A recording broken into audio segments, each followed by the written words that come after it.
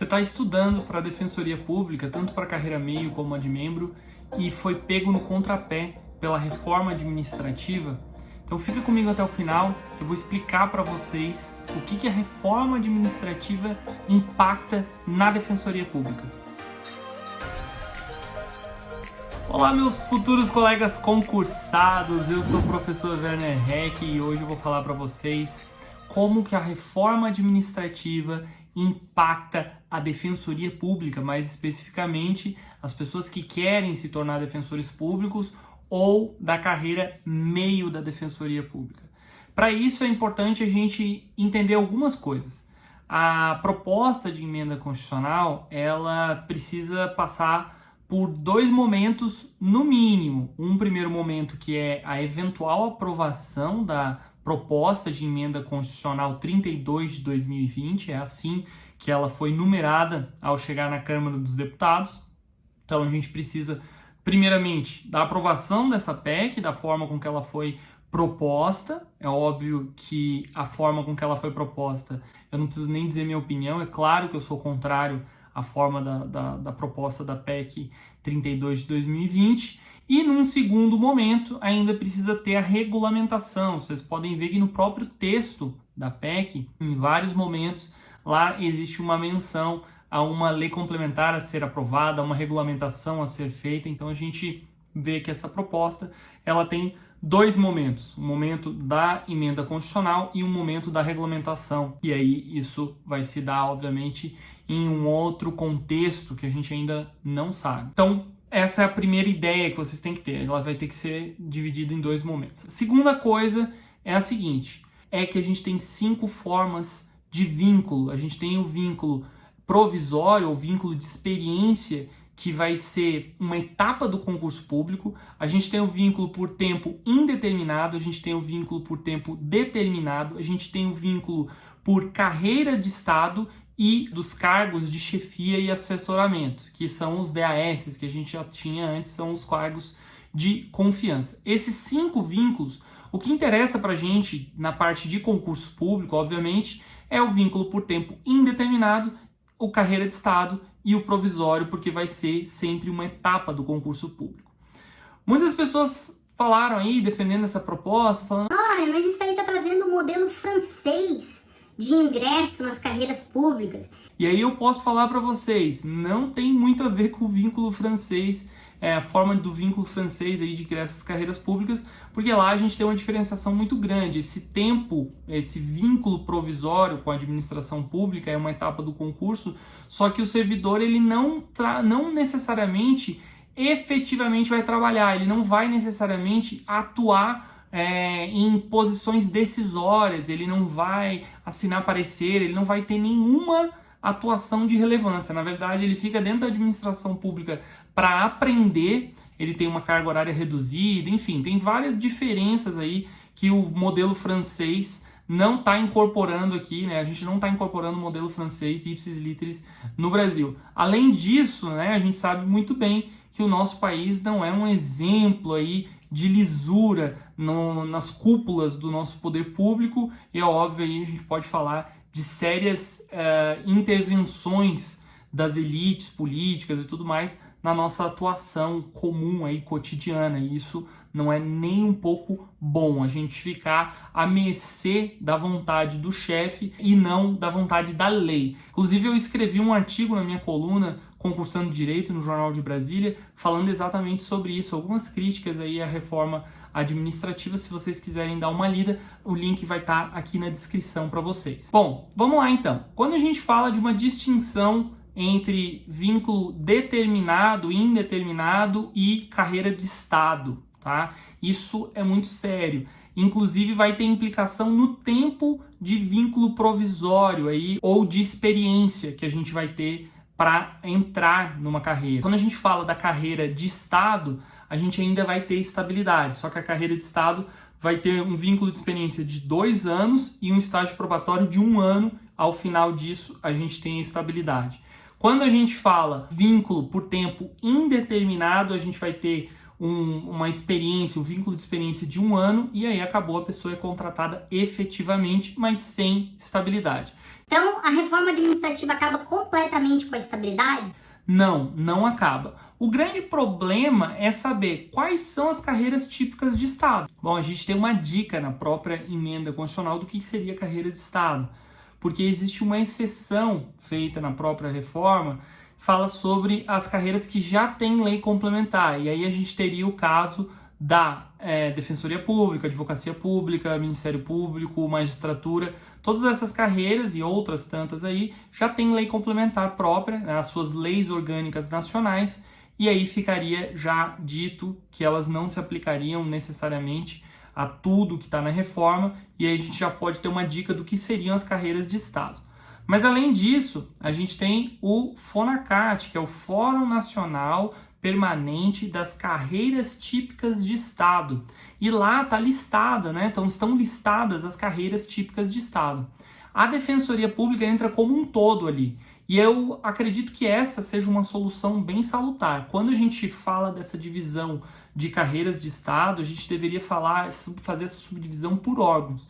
Porque ficaria bem complicado de a gente ter os membros da Defensoria Pública como carreira de Estado e os analistas e os técnicos não sendo carreira de Estado. É bom lembrar que boa parte da administração dos recursos públicos são feitos pelas carreiras meios. Então, avalizar a despesa, fazer licitação, apregoar, né, fazer toda aquele parte do certame de licitação, isso normalmente fica com as carreiras meio, e aí seria um pouco complicado a gente não dar estabilidade para esses servidores que fazem uma atuação bem sensível, atuam em áreas muito sensíveis. Isso ficaria muito complicado, além da gente fazer uma subdivisão. Hoje, tanto os defensores públicos quanto os servidores da carreira meio da Defensoria Pública, eles têm estabilidade. A gente não tem uma distinção quanto a isso, quanto ao posicionamento, digamos assim, dentro das carreiras. Todos vão poder ser estáveis ao final do estágio probatório. E hoje, com essa proposta de emenda constitucional, na verdade, né, no futuro, se ela for aprovada da forma com que ela está, a gente possivelmente pode ter essa divisão se as carreiras de Estado forem definidas sem muito critério aí, né, fazendo essas distinções. Isso seria muito ruim para as defensorias públicas por conta dessa diferenciação aí, como eu acabei de falar. As carreiras meios também fazem atuações sensíveis. Não é só o defensor público que, ajuizando uma ação civil pública contra o ente federativo de que ele faz parte, que vai fazer algo que é sensível, né? Então a gente tem também as carreiras meios fazendo isso sensível.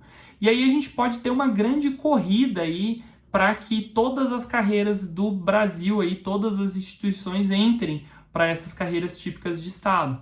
É bom lembrar que se a gente imaginar, sair um pouco da Defensoria Pública e falar que a polícia, por exemplo, pode ter demissões e tudo mais e não identificar isso como carreira de Estado, seria bem complicado, principalmente se a gente fizer uma distinção, por exemplo, dentro da polícia entre os delegados, os agentes de polícia, os escrivães. Então, isso tudo gera uma fragilidade muito grande dessas atuações sensíveis.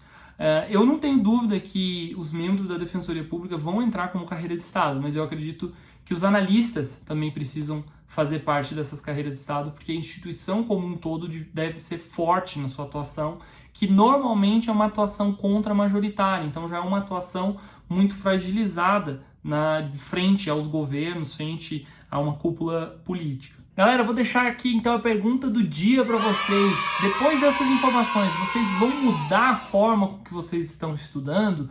Vão continuar estudando para a Defensoria Pública? Alguma coisa vai mudar no plano de vocês? Me respondam aqui nos comentários para eu saber. Voltando aqui ao que a gente está falando sobre o impacto na Defensoria Pública dessa reforma administrativa que foi enviada ao Congresso, a própria reforma administrativa, num determinado ponto ali, a gente não sabe exatamente o que significaria esse vínculo de experiência. Tudo bem que a pessoa vai ser avaliada e aquilo ali vai fazer parte do concurso público, mas vocês já imaginaram que um concurso público com 300 vagas e 600 pessoas entrem para esse vínculo de experiência, sendo que o último colocado é o mais bem pontuado durante esse vínculo da experiência e ele se torna o primeiro a ser nomeado por conta desse vínculo de experiência.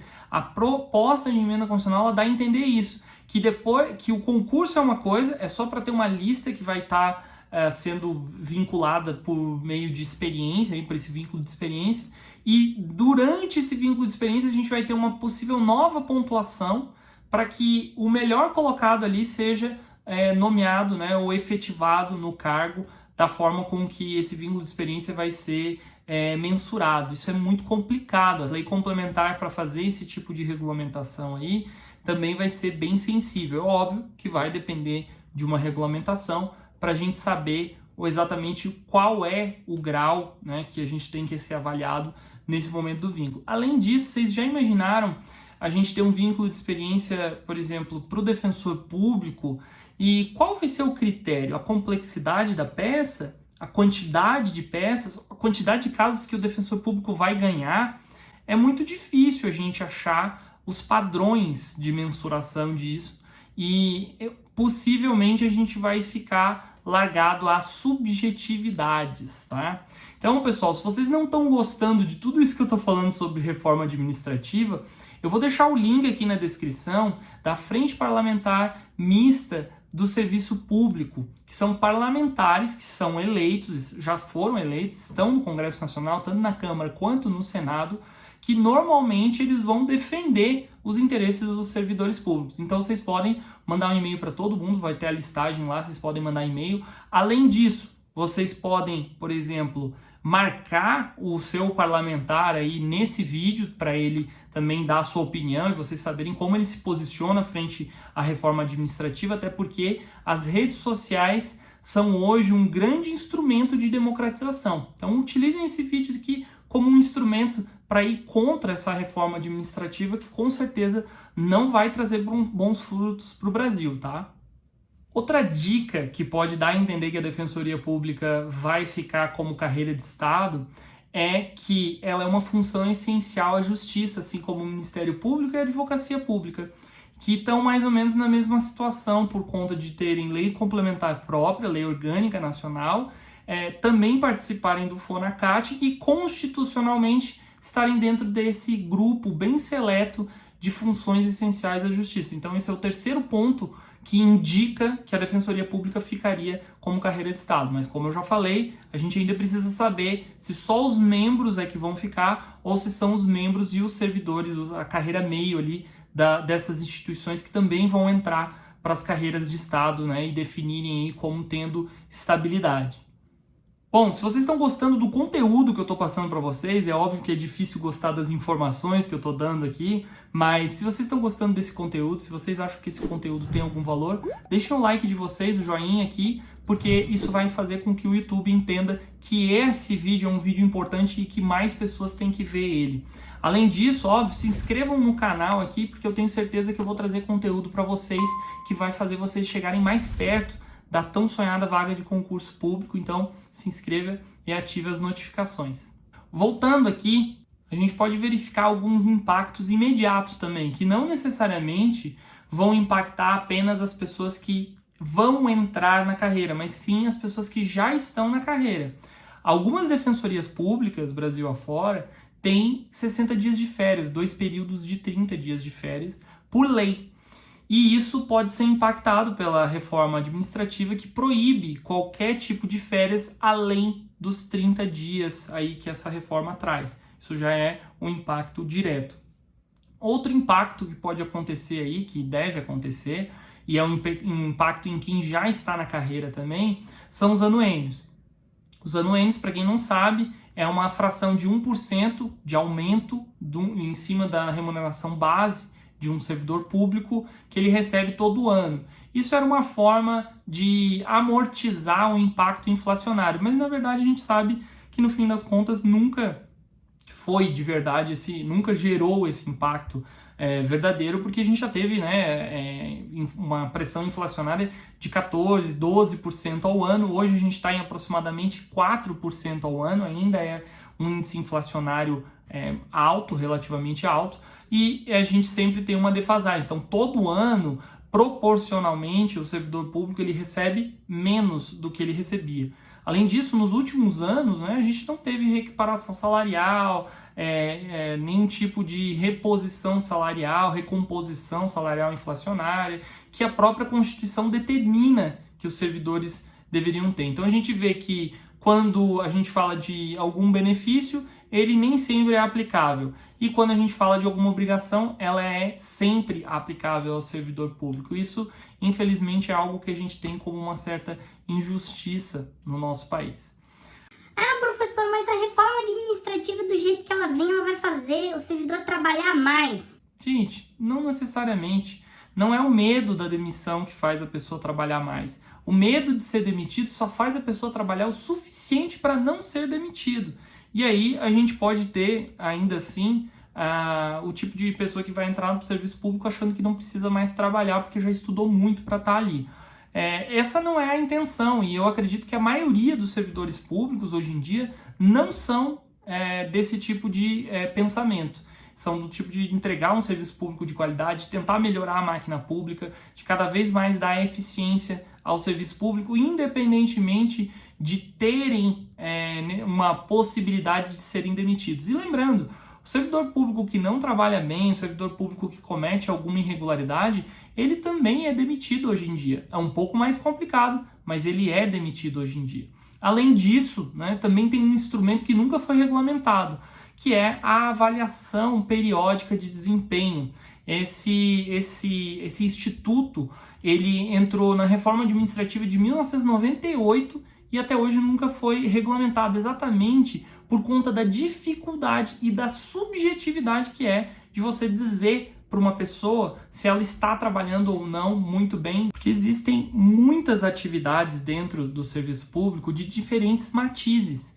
E isso significa que a gente tem exatas, humanas, alguns entregam em quantidade, outros em qualidade, teses mais complexas, teses menos complexas. Na própria Defensoria Pública, entre os membros da Defensoria Pública, dependendo da lotação que a gente tem uma atuação de um volume muito maior ou de um volume menor com teses mais complexas. Isso é o grande exemplo que a gente tem das atuações de defensorias de atuação, né, individual, quando a gente fala, por exemplo, de uma atuação de direito de família, que é super difícil por conta de um volume e também da especificidade de cada caso de família que a gente acaba tendo que atuar, e, por exemplo, uma atuação coletiva, como a que eu faço hoje na execução penal, onde eu tenho menos processos, mas com teses aí que tem que ser muito mais robustas, porque normalmente a gente está falando de leading cases ou de teses bem intrincadas, que é um pouco mais complexo da gente tocar para frente do que os casos individuais que já estão naquele grande volume. Então,